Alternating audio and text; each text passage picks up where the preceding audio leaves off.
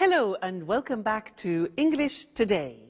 This is DVD 10 and the second DVD of your lower intermediate level. And in this DVD, we'll begin with another 3 episodes of our story, That's Life, followed by our special TV programs where our travel expert will be looking at capsule hotels. And then in our cinema program, we'll be talking about Bollywood. Then in the grammar section, we will study more about the forms will and going to in the future and their uses. We'll also study the past continuous tense and the different uses of the word like.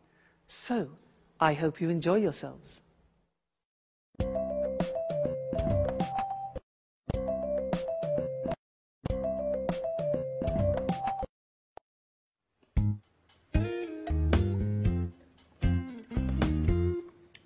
Alice, what are you going to do today? I don't know. Why? Well, I'm going to do some shopping for this evening. Would you like to come along? I'd like to make dinner for Jack's aunt. I also want to invite Sharon and Peter. My lesson is at 3. I don't know what time I'll finish. Well, don't worry. I'm going to do some work before that. I don't think I'll finish before 5. So, what do you say? Okay.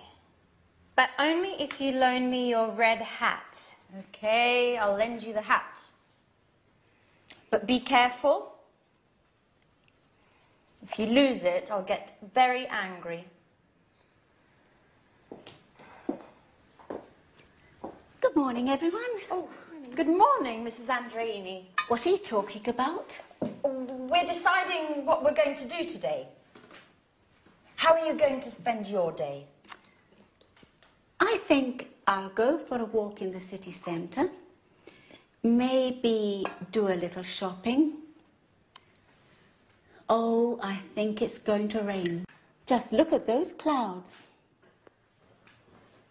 Hi, guys. Hi, Auntie. Morning. I'm on my way out. Jack, aren't you going to have breakfast? Oh, I can't, Auntie. I'm meeting a Japanese client. If I get there late, my boss will have a fit. You can't go on an empty stomach. Oh, don't worry. I'll have something to eat at lunch. Oh, wait, Jack. I'll come with you. So, we'll see each other at 5. Don't forget.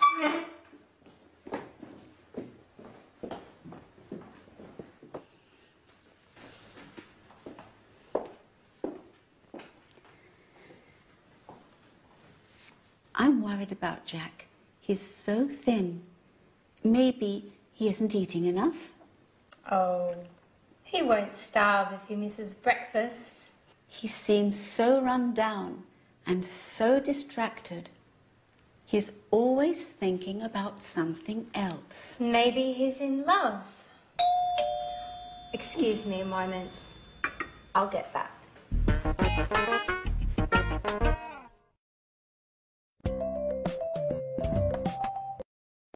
Hello and welcome back for another English language lesson on your live program. I want to tell you something else about will. Remember that we learned will for snap decisions, like I'll buy it. Well, now I want to teach you another use of will which is very common for predictions. And I want you to watch this situation which is very typical of the use of will. Okay? Great. Good afternoon, ladies and gentlemen, and here is the weather forecast for the bank holiday weekend. In North Scotland, it will be very cold, with outbreaks of snow in the mountains. Temperatures will remain low as a cold front moves across the region. Now, in the north of England, it will be somewhat wet, as rain will move across the region until late into the night. So if you're planning on going walking, take some waterproof clothes with you. In East Anglia, it will be dry, but generally dull and rather cloudy, unfortunately. However, in South England, it will be a bright, clear day with sunshine, a day for the beach. And in southeast England, in the morning, it will be foggy, but then it will clear in the afternoon and there will be a wonderful warm wind. So, ladies and gentlemen, that is the forecast for your weekend, your holiday weekend, and I hope you enjoy yourselves. If I were you, I would go to South England where the sun is shining. Goodbye. Okay, now there I was telling you the weather forecast, and that is a typical example of when we use will. Let's look at the board. Now, will is easy, really. It's just the pronunciation which is difficult. I said tomorrow it'll be cold. You notice how it will becomes it'll. It'll. Strange pronunciation, yeah? So tomorrow it'll be cold. It'll be sunny. It'll be winter. It won't be sunny is the negative. Won't, remember the difference between will not, won't, and want, won't, want. So be careful with that pronunciation. So it'll be sunny and it won't be sunny, you could say, okay? So that's another use of will for predictions. So we have learned snap decisions, I'll buy it, and predictions, tomorrow it'll rain. So what do you think it will do tomorrow? We'll find out, won't we? Okay, see you in the next lesson. Bye.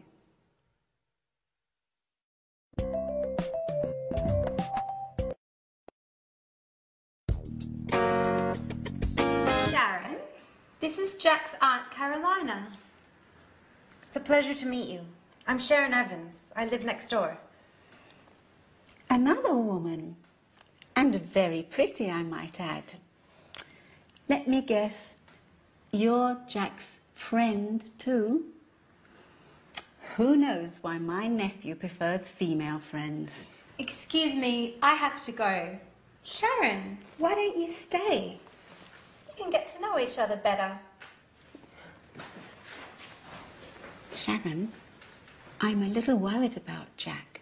He's so distracted these days. Maybe there's something you know I don't. Me? I don't know anything, really. It's strange. I know his work is going very well. Maybe there's a woman in the picture? Listen, I'm very sorry. As I told you, I don't know anything about it. Now, I really must get going. Okay. What's the matter, Sharon?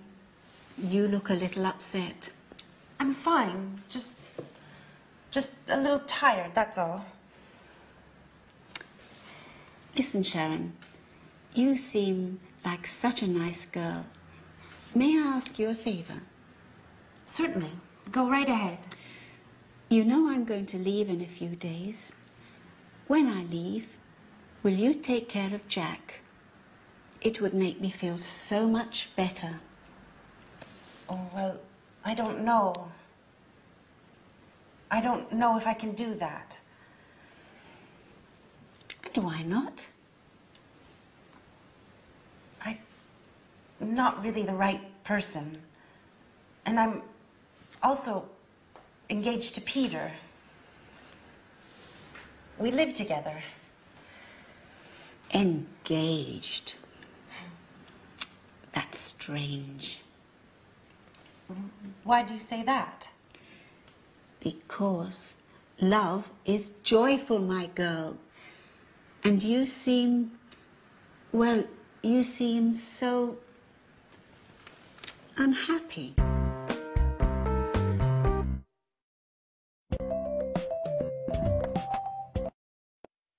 Hello again and welcome back. Jack's aunt is like a walking X-ray, isn't she?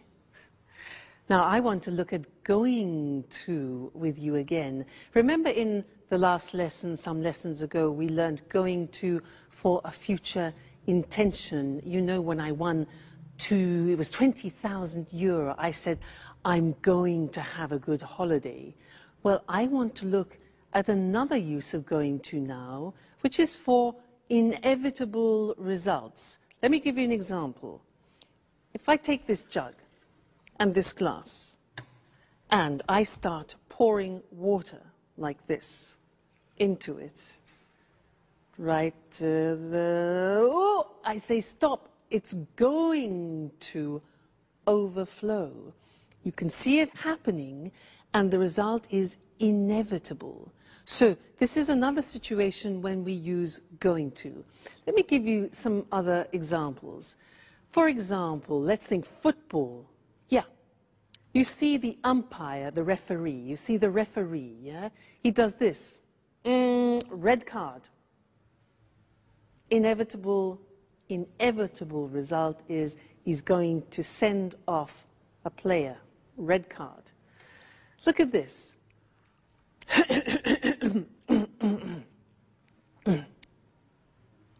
I'm going to make a speech. I'm clearing my throat. I'm preparing myself. The inevitable result is I'm going to make a speech. Okay, now this.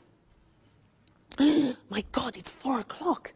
My train is at 4:15, and it takes me 20 minutes to get there by taxi. Oh no! Inevitable result. I'm going to miss my train. All right. One more example. Watch me.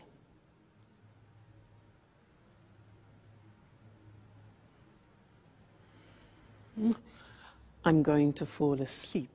That's the inevitable reaction. Okay, so I want to look at those with you on the screen now. Let's have a look. So before we said that we use going to for future intentions, so let's remind ourselves of that. So I'm going to learn Portuguese, for example, or he's going to make a speech. These are intentions, okay? Be careful, you're going to drop those plates. Okay, so when it's an intention, you often think about the plan, you've planned it before. Remember that? I'm going to go on holiday, I'm going to buy some beautiful plates. It's all planned and programmed. But going to, in this situation I showed you, is for something you see is about to happen. So, I look at my clock. I'm going to miss my train. The referee's going to send him off the football pitch, for example. Be careful. You're going to lose the match in the football situation, for example. Okay? So these are all things that are going to happen. You see them, and it's inevitable. So you need to decide between the two situations, all right? Whether it's an intention or whether it's a predictable action or result. Now, an intention for you is you are going to be very good at English, okay? That's a future intention. Good. So that's going to, and I'll see you again in the next lesson. Bye.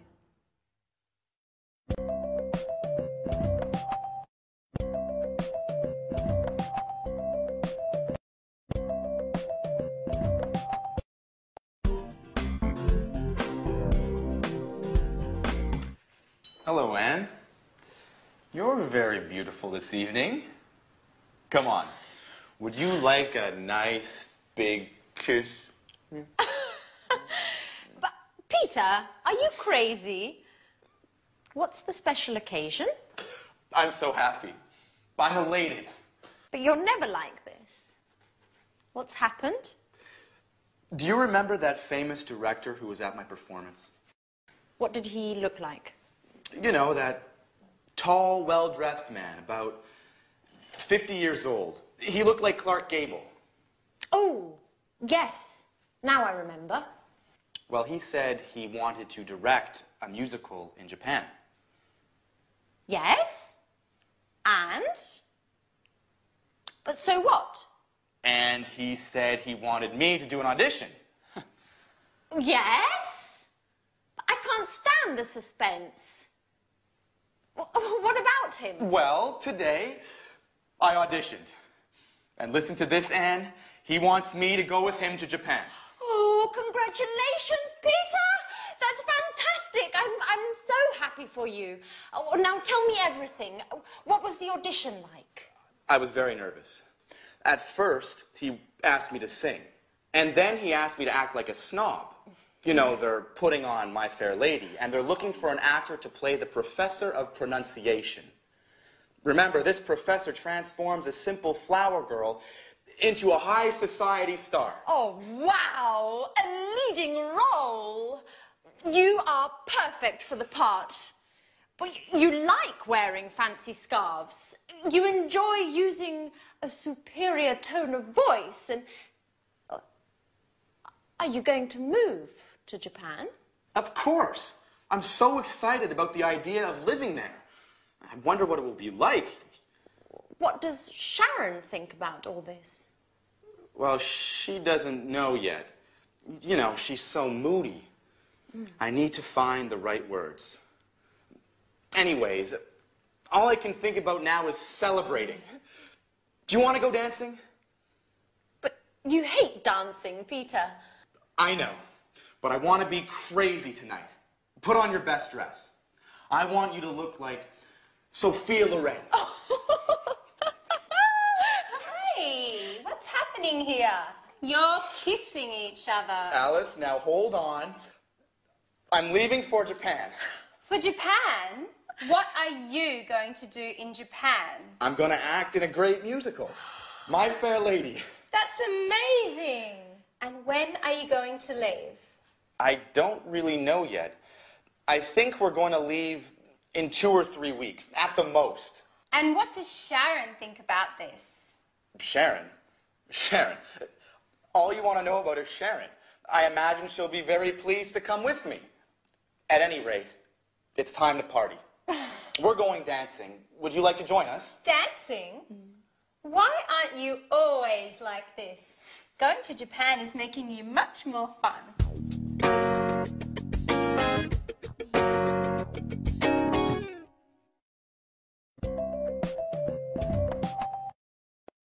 Hello again and welcome back to English Today for some more English lessons.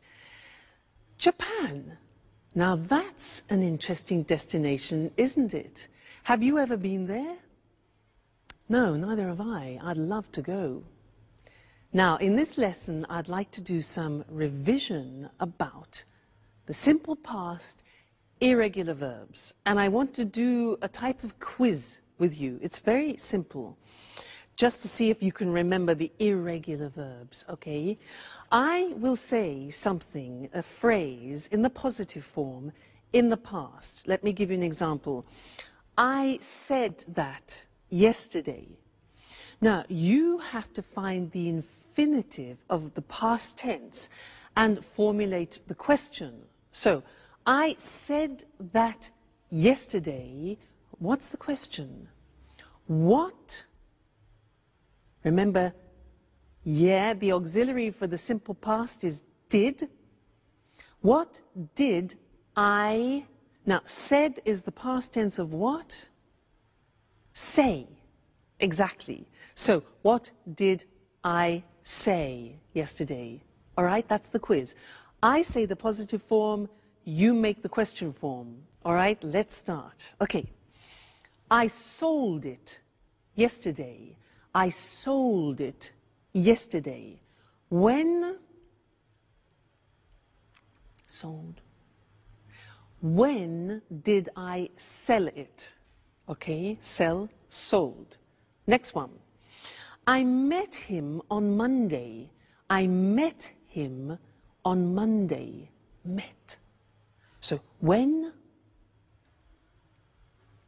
Yeah, okay. When did I meet him? When did I meet him? Very good. Next one. I came by train. I came by train. How? Came. Did I come? All right. How did I come? Very good. Next one. I had a problem. I had a problem. Be careful. I had a problem. What problem did you have? Remember, have always takes the auxiliary in the past tense and in the present tense. So, what problem did you have? Great. Next one. I bought it in England. I bought it in England. Where did you buy? Very good. Where did you buy it? Great. Next one. I found it on the bus. I found it on the bus. Where did you find? Found. Where did you find it? Good. Next. I thought it was good. I thought it was good. What did you think about it? Think, thought. What did you think about it? Great. Next one. He was at home. He was at home. Where? Be careful. Was. The verb to be, remember? An exception. Where did he be? No, you can't use the auxiliary with the verb to be. So, he was at home. Where was he? Okay, so don't forget that. The verb to be is an exception, doesn't use auxiliaries. Right, next one. I flew by British Airways. Flew. How did you fly? Okay. I saw the film yesterday. I saw, S-A-W, the film yesterday. When? Did you see the film? Okay, great, we're getting good. I drank some wine. I drank some wine. What did you drink? And the last one, I took an aspirin. Took, T-O-O-K. I took an aspirin. What did you take? Fabulous. Let's go and look at those on the board now quickly, just to remind you also of the spelling, all right? So, I said that yesterday. What did you say? Said, infinitive, say. I sold it yesterday. When did you sell it? I met him on Monday. When did you meet him? I came by train. How did you come? I had a problem. What problem did you have? I bought it in England. Where did you buy it? I found it on the bus. Where did you find it? I thought it was good. What did you think about it? He was at home. Where was he? No auxiliary. I flew by British Airways. How did you fly? I saw the film yesterday. What did you see? I drank some wine. What did you drink? And I took an aspirin. What did you take? Great. You see, it's really just a question of practice. With the irregular past tense verbs, it's a question of memory and familiarizing yourselves with them. It will come with practice. Okay, great. So, see you in the next lesson. Bye.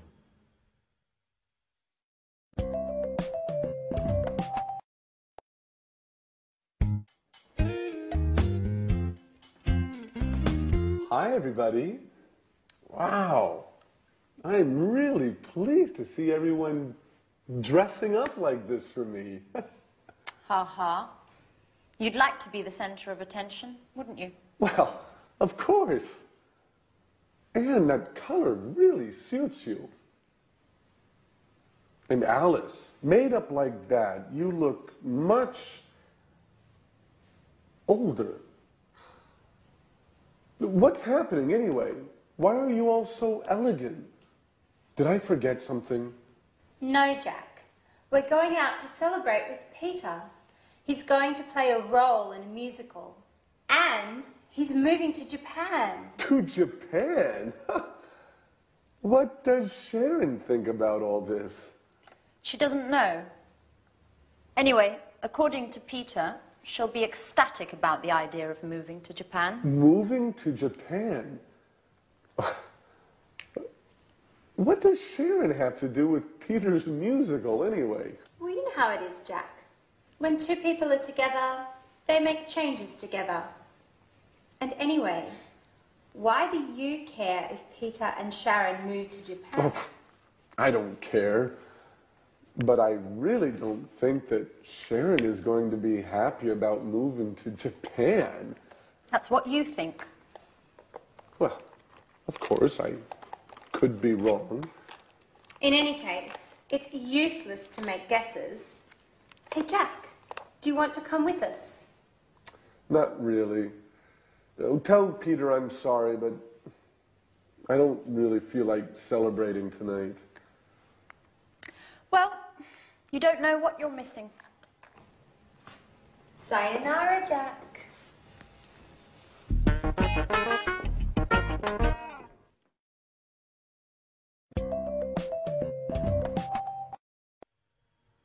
Sayonara. Do you know what that is in English? Well, it's hello, hi, howdy, how you doing, how's it going? Sayonara.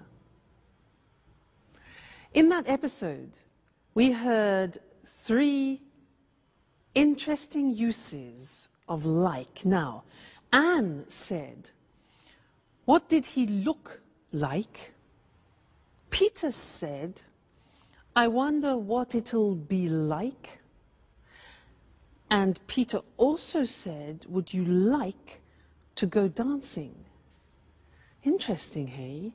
This word like in English is really very, very interesting because it has different uses and different meanings.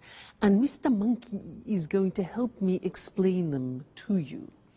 Now, if I ask the question, what would he like to do? What would he like to do? Mr. Monkey, what would you like to do? Mr. Monkey, you know what he said?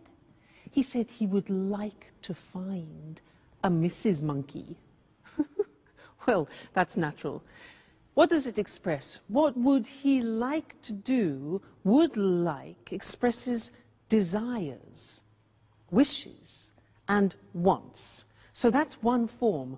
What would he like to do? What is his desire? Would like with the conditional form. That's one. Next one. If I ask what does he like in the present tense, what does he like? Well, I know he likes jumping around trees and eating nuts. What do you like?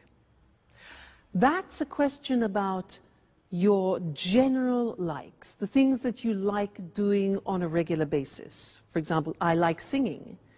He likes eating nuts. What do you like doing? Do you like going to the cinema, going to the theater? So those are general likes, all right? Number 2. Number 3, I say, what does he look like? The answer to that question is, well, he's got blonde hair, he's got a squashy nose, and he's got short legs. Sorry, Mr. Monkey. Now, what does he look like? We use when we're talking about somebody's physical appearance. What does he look like? What does my boyfriend look like? Well, he's not too tall, actually. He's good looking, he's dark, he's handsome. All right, look like is therefore physical appearance. And the last one is if I say, what is he like? The verb to be with like, what is he like? Well, the answer with Mr. Monkey is he's kind, he's loving, he's generous, he's just gorgeous. So what is he like is the general impression about something. So that's 4 different uses of like. Very, very interesting. Let's look at them together on the board to help you. So the first thing we said was talking about a specific request about something you desire or something you want, okay? So what would he like to do? So would like. The answer could be, in his case, he'd like to have a long holiday in the sun. Yeah, and wouldn't you? All right. The next question was, what does he like? And this is for general likes, hobbies, for example. And the answer could be, well, he likes going to the theater and the cinema. He likes playing with other female monkeys. Okay. So, next question was, what does he look like? Now that's for physical appearance, remember? What does he look like? He's dark, he's handsome, that's my boyfriend. He's short and blonde, that's Mr. Monkey. And then the last one is, what is he like? The verb to be with like at the end for general personality and character. So what's he like? Well, he's easygoing, he's very generous, he's friendly, etc. I want to draw your attention to one more question in English, which is often confused by people who speak other languages. The question, how is he, means only one thing in English. How is he, like how are you, is asking about somebody's general state of health, about how they're feeling. So, how are you? I'm fine, thanks. How is he is not about his appearance or his character, but about how he feels. How is he? He's fine. Or, well, he's a bit tired. He's a bit stressed. Okay? So, very, very interesting word, that like. And listen out for it, for the different uses, because you'll find it very useful. Won't they, Mr. Monkey? Yeah. See you soon. Bye.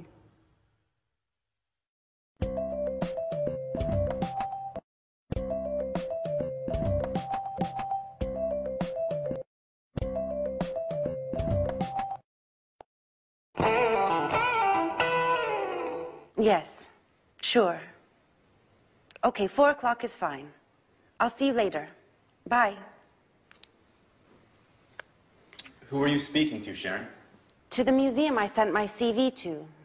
I'm going to have an interview this afternoon. Ah, great. But I really don't understand why you're in such a rush to find a job. You know very well I don't enjoy being a tour guide. Now, let's get back to us. Where were you last night?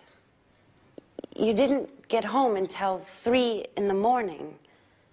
I was out with Anne and Alice. Listen, Sharon, I have to tell you something very important. What's the matter, Peter? Is something wrong? Well, not really wrong, but yesterday, remember when I was waiting for you outside the gym? You saw that director, didn't you? The one who wants to put on a musical in Japan. Yes, that's the one. Well, he asked me to audition. And? Well, we had a meeting, and the audition went very well. It's a shame you weren't there. I was fantastic. Let me tell you what happened. Firstly, when I arrived, they were rehearsing the first scene of My Fair Lady. A girl was selling flowers in the street, and people were passing by without noticing her. Two men were watching the scene, laughing all the while. Then I sat down because I didn't want to interrupt anything. After that, all of a sudden, the director noticed me. He called out to me and asked me to play one of the roles. And here comes the best part. Finally, while I was singing, he interrupted me and he shouted, "Great, my boy! The part is yours." Can you believe it, Sharon? I got the leading part. I'm really happy for you, Peter. You should be happy for both of us. Why is that? Because we're going to leave for Japan in 2 or 3 weeks at the most. You'll come with me, won't you, Sharon? Japan? But how? This is such a surprise. I don't know, Peter. I certainly wasn't expecting this. What's the problem? A change will do us both good. What's keeping you here? You don't seem happy with your work. That's true. I wanted to change, but I certainly wasn't expecting this. This is so sudden. I'm completely confused.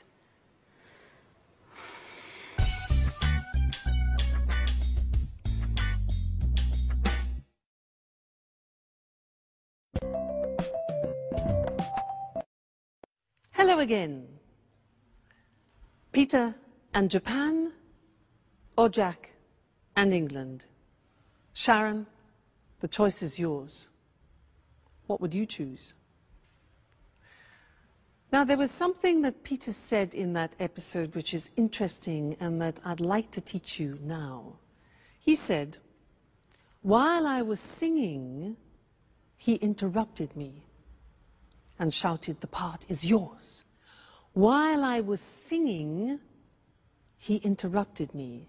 Now that is an example of the past continuous tense, which is what I'd like to look at with you now. And I want to give you some examples of that if you listen, using my friend, the alchemist. Now this is the alchemist. And he travels through many countries looking for magical potions to help people. And he was traveling in Tibet for many, many days and was extremely tired. So he decided to lie down and rest. So Mr. Alchemist rested in the mountains of Tibet. And while he was resting, a magical butterfly from Tibet rested near his head to protect him. And these butterflies in Tibet protect good people from the evil around. And there are evil things in the mountains of Tibet.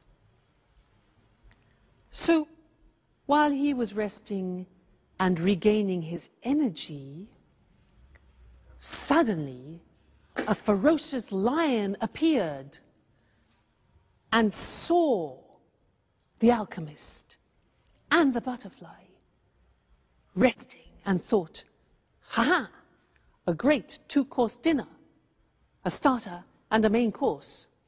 As he was preparing to attack, the butterfly saw him but didn't move. As the lion was getting closer, suddenly the butterfly turned and cast a spell on the lion, and the lion bit off his tongue and died.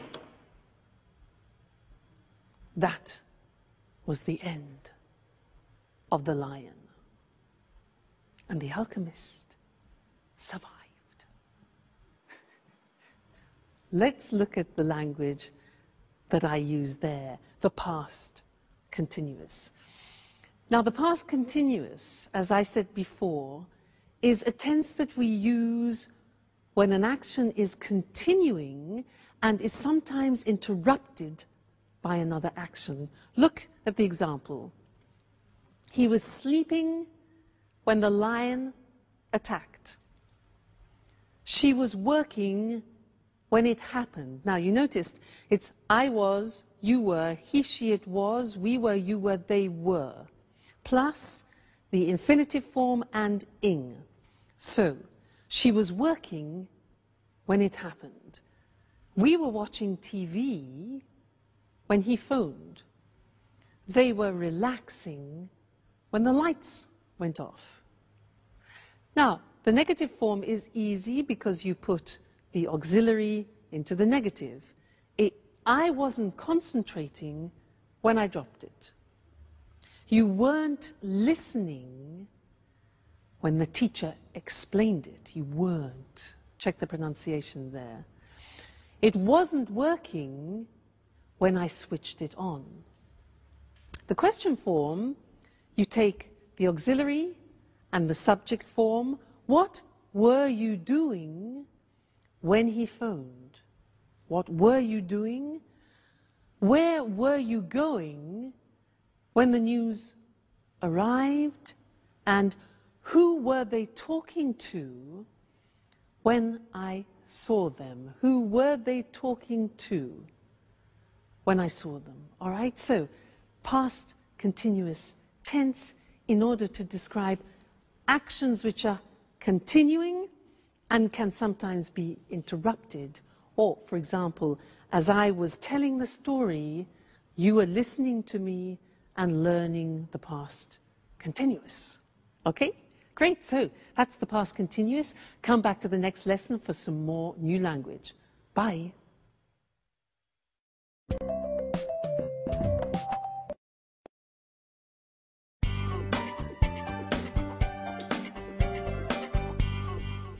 Hi, Anne. What's that smell? What are you cooking? I'm cooking roast beef. Wow, I'm starving. You know, my sweet Anne, I was thinking about you today, about how you take care of Alice and me. You were fantastic. It's something I've been wanting to tell you for a long time. Come on, Jack. Stop it. Stop making fun of me. Oh, but it's true, Anne.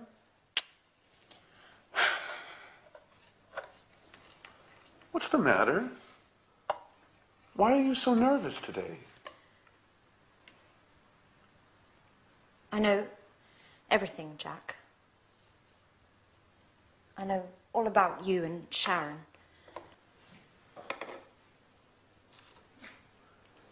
And what is it exactly that you know? That you had a relationship many years ago, and that maybe you are still in love with her. And how did you find this out?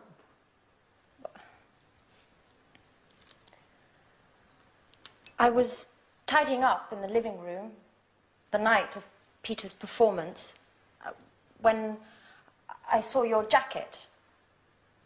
And I was taking it to your room when something fell out. It was a photo. A very meaningful photo. You were kissing her. So I spoke to Sharon. And what did she say? She told me everything. Tell me the truth, Jack. Are you still in love with her?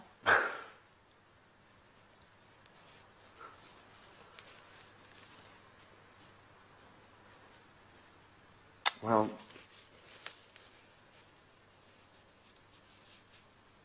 I have to admit that seeing her makes me feel... But... Well, what about me, Jack? I thought there was something special between us. And there is, Anne. I care very much about you. But... But? Well, I thought we were just friends. Oh. Okay, Jack. I understand now. Wait, Anne, I didn't mean to hurt your feelings. But it doesn't matter, Jack. Just remember, Sharon is going to Japan.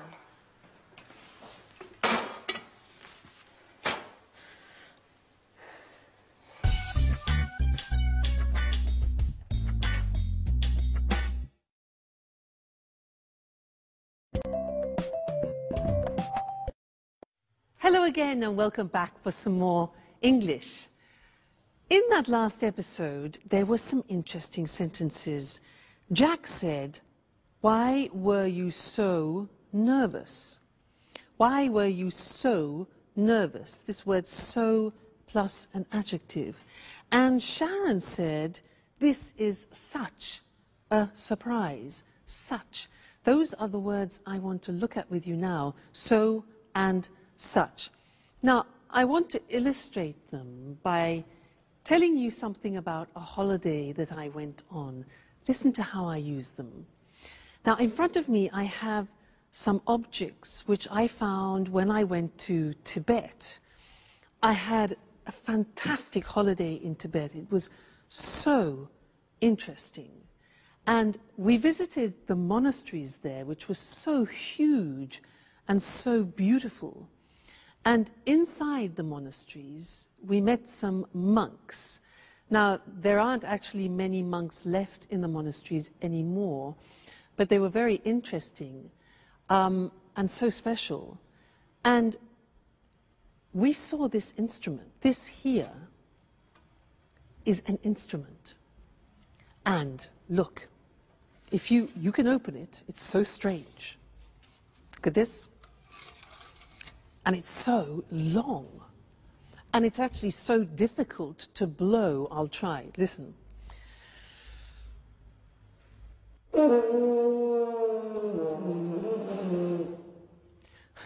Well, when they played it in Tibet, it was much easier. Anyway, so interesting, this. So they have these instruments. And the monks wear these hats, look. Look. Oh, so strange, hey? Look at them. Very strange. So, or very interesting. And in Tibet, obviously, the temperatures are low, and the Tibetans have a special type of milk. And this is a container where they keep the milk, and the milk is yak milk. It comes from these unusual cows with long hair and horns that make this milk, yak milk, which is so unpleasant if you're not used to it. But anyway, it was such an interesting trip that I really recommend you should go and visit Tibet. Now, as I was describing Tibet to you, I was using both so and such. Let me show you how that works. So is usually followed by an adjective. The example is, Tibet is so interesting. Interesting is an adjective. So interesting, and it gives the impression of being very, extremely interesting, okay? We were so impressed by Tibet. So plus adjective. These instruments are so difficult to play, okay? They're so difficult to play.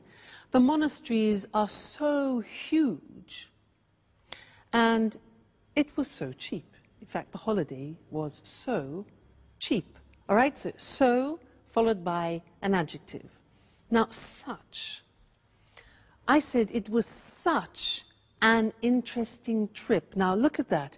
It was such is then followed by the noun, And if you have an adjective describing a noun, that goes before. So look, it was such an interesting trip.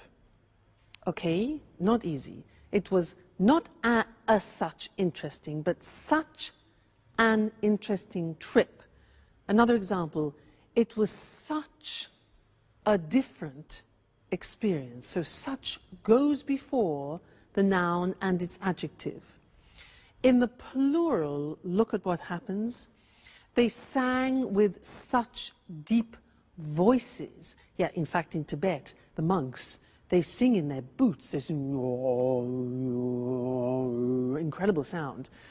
You notice in this example, we take out a or an, which is the indefinite article, and it becomes they sang with such deep voices. They wore such strange hats. All right? So and such. So we use with adjectives, such we use with the noun and its adjective. All right? So Tibet is so interesting. I recommend you go there for a trip. Okay.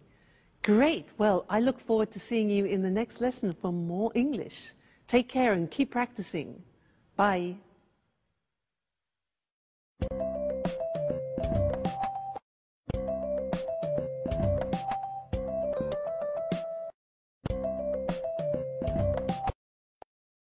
Good morning. Welcome to this week's edition of the Travel Programme, and welcome to Christine Oteng, our travel expert. Good morning, Lucy. Well, Christine, statistics from the International Tourist Office show that Japan is the in destination at the moment for holidays. That doesn't surprise me. Japan's a fascinating country. Yes, I'm sure it is, but tourists do worry about high prices in Japan. It's true, Japan can be expensive, but there are ways to save money. Visitors can save on accommodation, for example. What do you have in mind? Well, I'm thinking of capsule hotels. There are lots of them in Tokyo and in other Japanese cities. What on earth is a capsule hotel? It's a low-budget hotel. It doesn't have bedrooms. Instead, it has capsules. You sleep in a capsule. This is a plastic box, 2 meters long, 1 meter wide and 1 meter high. Incredible. It sounds like a coffin. Yes, but they're more comfortable than a coffin.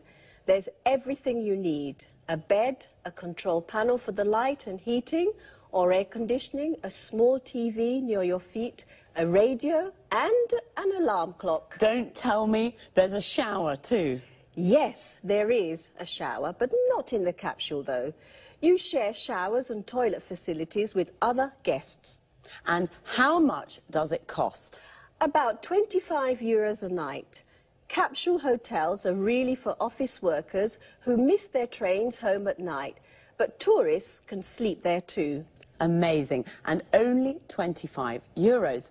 Do you think that an idea like that could work in Europe? Absolutely. In fact, there's at least one capsule hotel already in London. Does it have capsules too? No, it doesn't. There are traditional rooms, but they're very small. They're about 7 square meters. Many of them don't have a window, and there isn't a wardrobe, just 2 coat hangers. You need to pay extra to watch TV and to have your room cleaned. But there is a double bed and an ensuite bathroom with a shower, toilet and wash basin. And how much does it cost in London?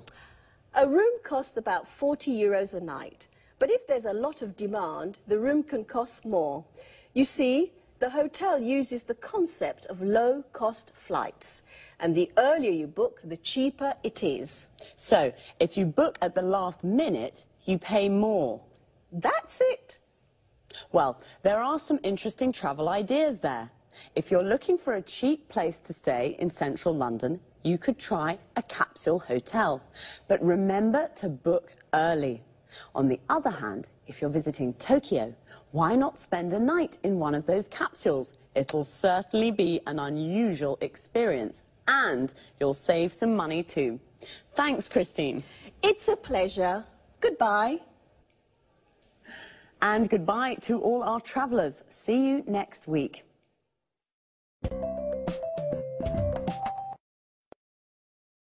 Christine said Japan is the in destination at the moment.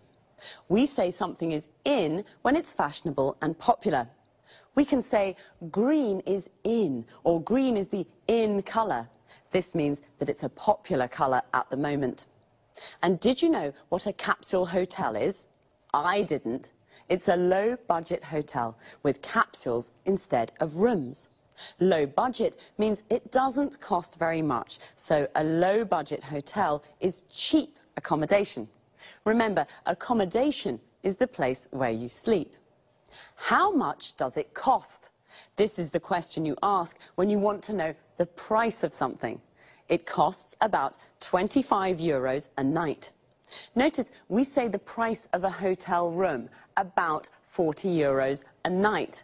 We use about before the price to indicate that it isn't exact. It could cost a little more or a little less. And we say €40 a night. This means for one night. In London, the earlier you book a room, the cheaper it is. To book means to reserve. So you should book early. This means you should reserve the room as soon as you can, because if you book at the last minute, it's more expensive. At the last minute means very late, just before you leave. So now let's look at some hotel vocabulary. A double room is a room with a double bed, a bed for two people. A single room is a room with a single bed for one person. Usually in a hotel room, there's a wardrobe, the place where you put your clothes. An ensuite bathroom is a private bathroom for your use only. In low-budget hotels, you often have to share the showers and toilet with other guests. Guests are the people who stay in a hotel. To share means that it's not only for you. When it's cold, you use the heating to make a room warm. In summer, when it's hot, you use the air conditioning to make a room cool. That's all for this time. Take care and see you next week.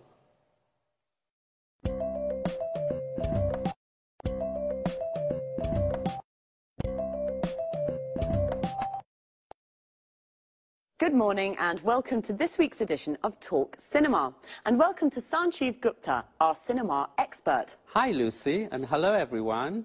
Well, Sanjeev, what are we talking about today? Bollywood. I'm sure you're a real expert, Sanjeev, and a fan. Absolutely. I adore Bollywood films. You know, my brother's a director in Mumbai. Interesting. First of all, let's explain to our viewers what Bollywood is. Of course. Bollywood's the name given to the Indian film industry. It comes from Bombay and Hollywood, Bollywood. Bombay's the center of the Indian film industry.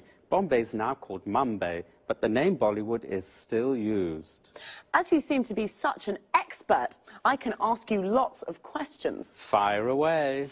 How many films are made in Bollywood each year? About 800. The same as the number of films that are made in Hollywood. Wow, filmmaking's a really big business in India. That's right. Did you know that 14 million people in India go to the cinema every day?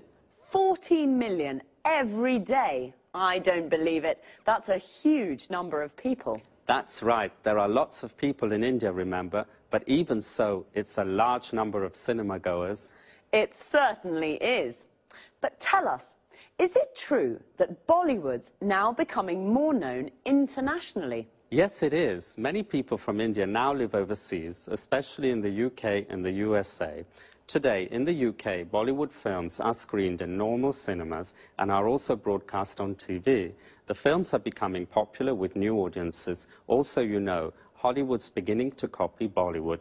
The film Moulin Rouge, for example, used lots of ideas that are common in Bollywood films. I see. But what's so special about Bollywood films? The films are full of colour, with beautiful traditional Indian costumes and lots of Indian music and dancing. But there's one thing I don't like. The storylines are nearly always the same. Love stories, I mean. I see. What about the actors? does Bollywood have its own film stars? It certainly does. They're very famous and very rich, just like Hollywood stars. Well, stars are the same everywhere. But tell us, Sanjeev, are there any problems facing Bollywood? Unfortunately, there are. Illegal copying is the biggest problem facing the Bollywood studios. They lose lots of money because of piracy. Another problem is that young audiences are becoming bored with the traditional love story formula. Today, the studios have to create new storylines. A typical new film is the one that is set in a call center in Mumbai and follows the lives of 6 young Indians working there. Did you know, Lucy, that many young Indian graduates now work in call centers? They answer calls in English from customers in the US and the UK. Yes, I have heard of the new call centres in India. So the film mirrors real life. It sounds fascinating. Well, Bollywood's booming and is becoming more known internationally. The stories are rather similar, love stories. But some new, interesting storylines are creeping in, right, Sanjeev? Right. Thanks, Sanjeev, and goodbye. Goodbye. See you again next week for another edition of Talk Cinema.